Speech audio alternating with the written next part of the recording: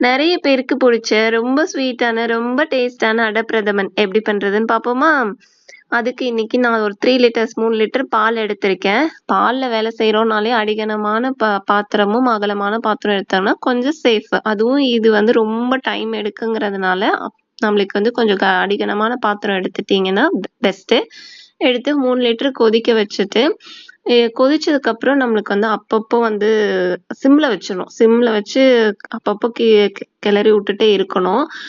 அப்படி இல்ல அப்படின்னா கீழ பிடிச்சிரும். இந்த முக்கியமான ஸ்டெப் இதுல வந்து இத அப்பப்போ கிளறி விடுறது தான் வேலையே. கொஞ்சம் டைம் எடுக்கும். ஆனா கிளறி விடணும். ஏதாவது அடி பிடிச்சிருச்சுன்னு வைங்க, டேஸ்டே மாறிடும். சும்மா சொதப்பலாயிடும்.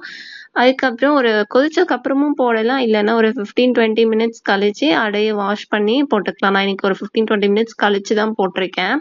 வாஷ் பண்ணிட்டு போட்டுட்டு இது அடை வேகறதுக்கு வந்து ரொம்ப டைம் எடுக்காது. ஒரு 10 to 15 10 மினிட்ஸ் தான் எடுக்கும். சீக்கிரமா வெந்துரும். நான் இன்னைக்கு வந்து அடை வந்து டபுள் ஹார்ஸ் பிராண்ட் எடுத்திருக்கேன். நீங்க அந்த பிராண்ட் தான்ட்டுலாம் இல்ல. எது வேணா எடுத்துக்கலாம். நானுமே பர்டிகுலரா இதுதான் வாங்குவேன்ட்டுலாம் இல்ல. நான் இன்னைக்கு இது கிடைச்சதுன்னு சொல்லி நான் இது வாங்கியிருக்கேன். இது அடை போட்டதுக்கு அப்புறம் இன்னுமே கொஞ்சம் அடிக்கடி கிண்டி விடுற மாதிரி இருக்கும். இல்லைன்னா டக்குன்னு கீழே பிடிச்சிரும். ஒரு 10 மினிட்ஸ் கழிச்சு அடை வெந்துருச்சான்னு பாருங்க. செம சூடு.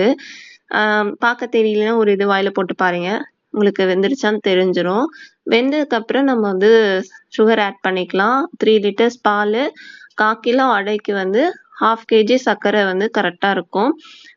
சர்க்கரை போட்டு சிம்லயே வச்சு கிளறி விட்டே இருங்க. ஆடையெல்லாம் கீழே எல்லாம் எடுத்து பண்ணும்போது இந்த மாதிரி திக்கான கன்சிஸ்டன்சிக்கு வந்துடும்.